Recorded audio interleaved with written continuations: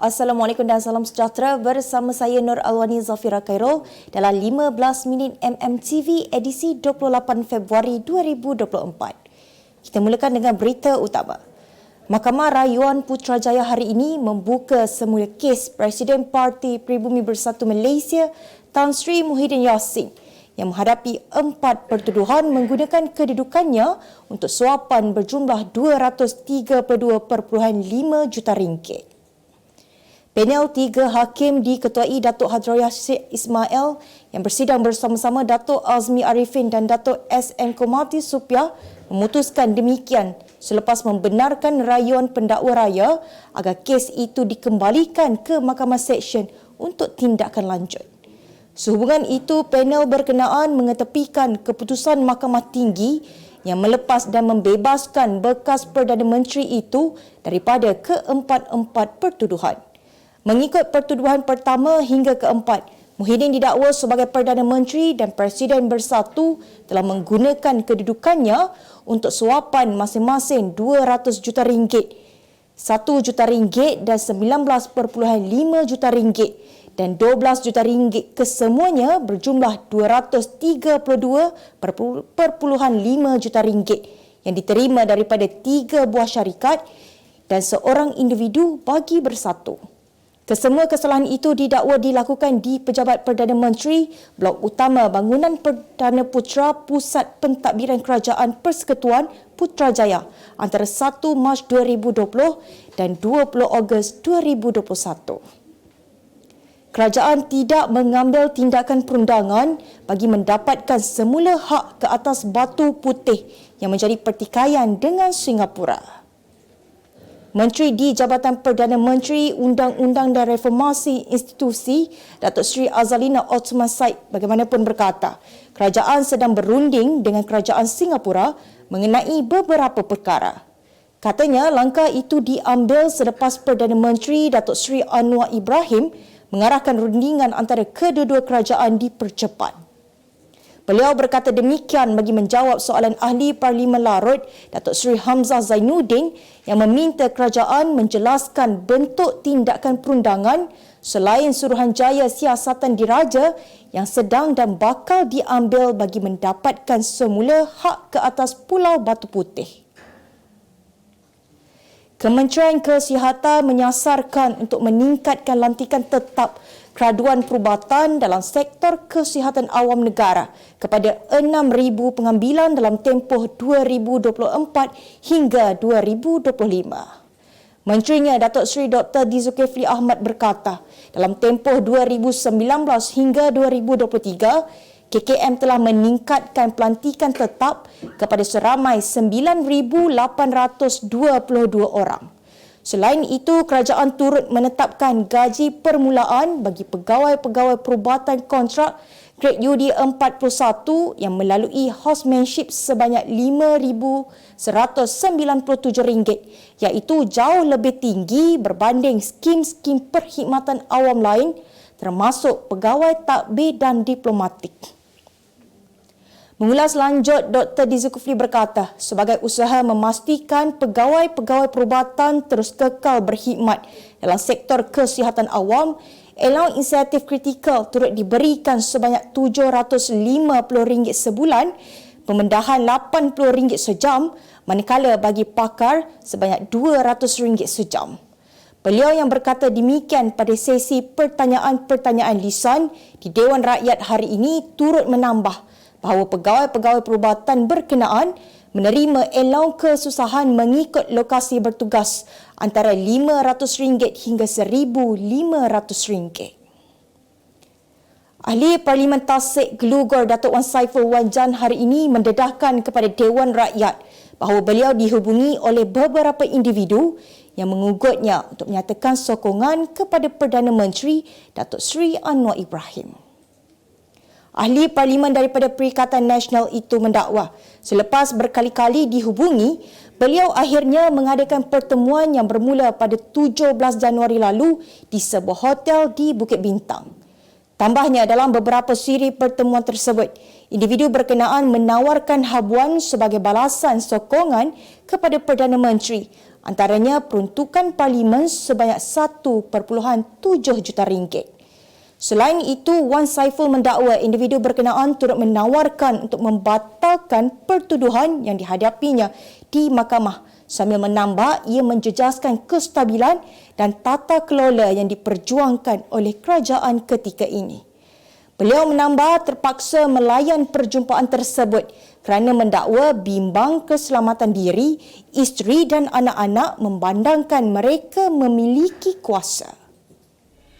Utusan Malaysia dan Cosmo melancarkan satu lagi produk terbaru. Apa yang ada dalam Iklaneka? Ia adalah platform yang tepat dan efektif untuk mengiklan antaranya pelbagai jenis notis, cautan kosong, hartanah, tender, kenderaan, mencari wali atau waris dan pelbagai lagi. Apa yang anda cari? Semuanya ada di sini. 2 dalam 1. Layari iklaneka.utusan.com.my. Kita ke berita seterusnya. Sepasang suami isteri yang terlibat dalam insiden tersilap membancuh susu anak lelaki mereka berusia 16 bulan menggunakan cecair syabu didakwa di Mahkamah Seksyen Petaling Jaya hari ini. Dalam prosiding hari ini, tertuduh wanita berusia 34 tahun mengaku bersalah, namun suaminya yang berusia 40 tahun mengaku tidak bersalah selepas pertuduhan pindaan dibacakan terhadap mereka di hadapan Hakim Dr. Shahliza Warnoh.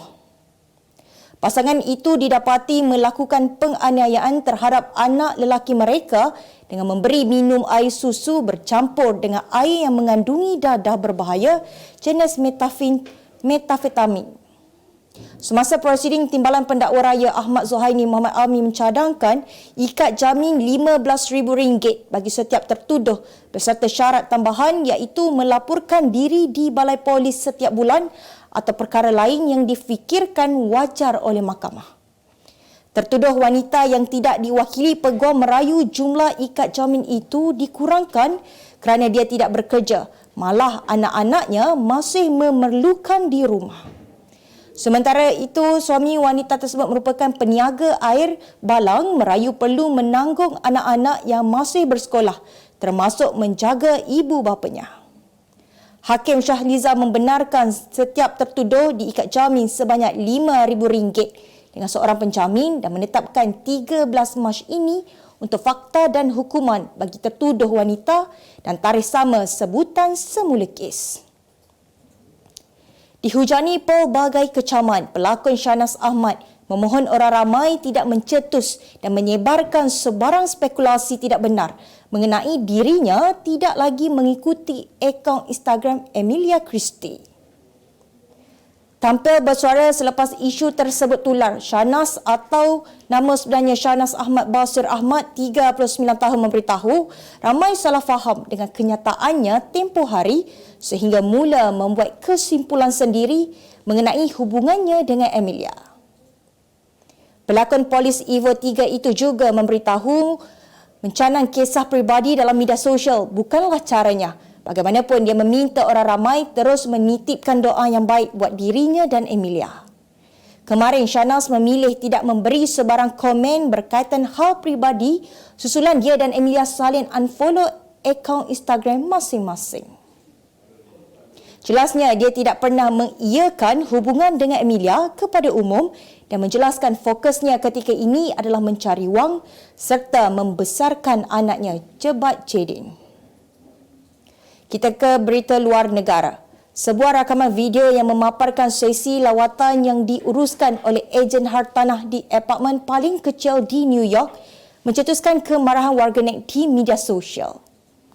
Video berkenaan memperlihatkan ejen hartanah dari firma Douglas Elliman Omar Labor sedang membawa penyewa melawat apartmen paling sempit yang kos sewanya mencecah sebanyak $1,200 AS bersamaan RM5,734 sebulan.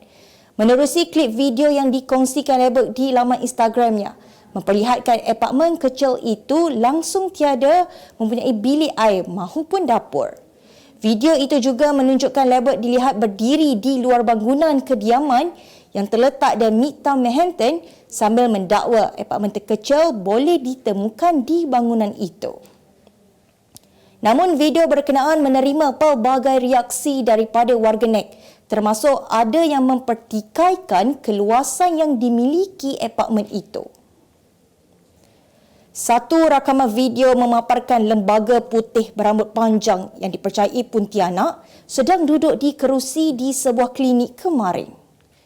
Video itu dimuat naik di platform TikTok dan ditonton oleh lebih 700,000. Klinik yang kosong tersebut dilihat berada dalam keadaan gelap dan seorang pekerja keselamatan cuba memberanikan diri untuk merakam adegan tersebut. Sosok tersebut dilihat hanya duduk tanpa bergerak sambil memandang tepat ke arah televisyen yang terpasang di situ. Menurut keterangan, klinik tersebut sudah menamatkan waktu operasinya hari itu, namun tidak dijelaskan bila dan lokasi di mana kejadian berlaku. Pekerja keselamatan berkenaan kemudian didengari cuba berbual dengan lembaga tersebut dan memintanya supaya siaran televisyen itu dimatikan. Kemas kini pengetahuan anda tentang isu ekonomi dan pasaran. Merangkumi sektor hartanah, perniagaan, keuangan, komoditi, IKS, halal niaga dan dunia korporat. Sentiasa ikuti perkembangan ekonomi semasa di dalam dan luar negara. Semua informasi terkini hanya di hujung jari. Dapatkan edisi ringgit setiap Isnin hanya di Akhbar Utusan Malaysia.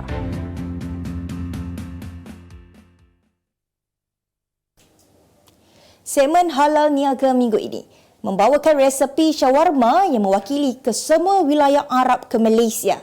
Shawarma Street mencajikan kelainan buat para peminatnya kerana menyediakan 3 jenis roti untuk dipilih pelanggan. Antara kelainan kita boleh dikatakan hanya kita yang menawarkan 3 jenis roti. Satu, saj seperti mana yang kebanyakan orang selalu biasa, yang panjang, yang gulung tu. Kemudian kita ada pita bread. Pita bread ni, roti pita tu, yang poket tu, kita je lah yang ada sekarang. Dan kita bakar di kita punya wood oven tu, dapur kayu tu, dapur butter kayu tu. Dan kita ada samun. Samun tu macam Subway, macam apa? Roti hotdog. Selain shawarma, pemiliknya Syed Amir turut menawarkan menu lain dari yang lain buat pelanggannya, iaitu pizza Arab atau dipanggil manakish. Manakish tu dalam erti kata lain Arabian pizza, pizza orang Arab. Dia bentuk macam pizza dan dia makan macam pizza lah, kita slice. Sedar dengan cabaran pesaing lain dalam menjual shawarma di sekitar ibu kota, Shawarma Street yakin dengan resepi asalnya yang dilihat bersesuaian dengan cita rasa rakyat di negara ini. Patuh pada resepi kita. Saya dengan rakan kongsi saya, memang mereka bertegas tidak akan merubah resepi kita. Kita tidak akan sesuaikan dengan letak mayones ke chili sauce, kita ada macam. Kita kekalkan dan kita nak memang inilah resepi kita, dan insya-Allah kita harap masyarakat setempat, orang Malaysia menghargai rasa ni dan akan kembali lagi. Nilai ringgit dijangka kembali mengukuh pada paras antara RM4.20 hingga RM4.40 berbanding dolar Amerika Syarikat pada tahun ini atau tahun depan berdasarkan asas ekonomi negara yang dilihat masih kukuh. Pengarah Urusan Capital Dynamics Sendian Berhad Tan Teng Bu berkata, ketika perbezaan kadar faedah antara Malaysia dan Amerika Syarikat adalah antara faktor yang mempengaruhi kedudukan ringgit. Ia hanya faktor yang bersifat sementara dan bukan perkara utama yang bakal menentukan nilai ringgit dalam jangka masa panjang. Menurutnya, bagi meningkatkan nilai ringgit, Malaysia perlu mengembalikan daya kompetitifnya di mata global dan antara perkara utama untuk memacu perkara tersebut adalah penambahbaikan dalam pendidikan dan pembangunan modal insan. Pada masa sama, beliau berpandangan golongan yang menunding jari kepada kerajaan Madani sebagai punca kejatuhan ringgit adalah mereka yang hanya mahu bermain politik, memandangkan kejatuhan ringgit berbanding dolar Amerika Syarikat dan dolar Singapura telah berlaku dalam tempoh hampir 40 tahun lamanya. Beralih ke berita sukan, hasrat untuk menyaksikan pemain sayap Harimau Malaya Arif Aiman Hanapi beraksi dengan skuad bawah 23 kebangsaan dalam saingan Piala Asia bawah 23 pada April depan mungkin tidak akan menjadi kenyataan. Presiden Persatuan Bola Sepak Malaysia, Datuk Hamidin Mohamad Amin berkata, buat masa ini beliau masih menunggu senarai akhir pemain skuad bawah 23 yang akan dibawa oleh Ketua Jurulatih Juan Torres Garrido ke kejohanan itu. Menurut Hamidin, segala keputusan akan ditentukan oleh barisan kejurulatihan, namun hasrat untuk melihat Arif Aiman yang juga pemain paling bernilai Liga Malaysia musim lalu mungkin tidak kesampaian. Sebelum ini terdapat desakan daripada peminat dan juga pemerhati bola sepak tempatan agar pemain utama Johor Darul Takzim itu dilepaskan oleh klub untuk beraksi dengan skuad bawah 23 negara di Piala Asia bawah 23. Mengulas lanjut, Hamidin berkata, skuad bawah 23 akan berdepan beberapa siri persahabatan sebagai persediaan untuk bersaing dalam Piala Asia bawah 23. Pasukan negara akan bertemu Uzbekistan, Kuwait dan Vietnam dengan aksi pertama yang bakal bermula pada 17 April 2024 menentang Uzbekistan. Manchester United mahu menyelamatkan musim hambar mereka melalui trofi Piala FA selepas mengharungi kempen 2023-2024 dengan aksi yang cukup mengecewakan, terutamanya dalam saingan Liga Perdana Inggeris baru-baru ini.